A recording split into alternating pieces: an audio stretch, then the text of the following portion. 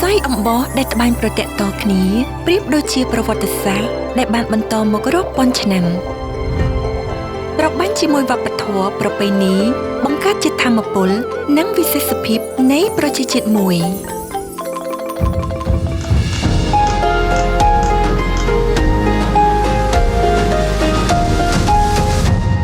ដូចជាសំឡេងនៃចង្វាក់បេះដូងដែលលោតរំដំរួមគ្នា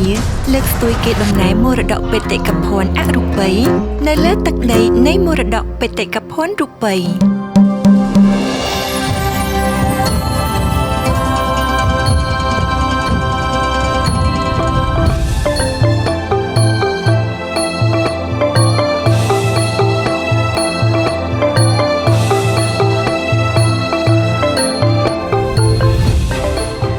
សង្ក្រាន្តរងចាំស្វាគមន៍លោកអ្នកនៅលើទឹកដីសៀមរាបអង្គរជាមួយស្នាមញញឹមសាទរសង្ក្រាន្តឆ្នាំថ្មីកម្ពុជាព្រះរាជាណាចក្រអច្ឆរិយៈ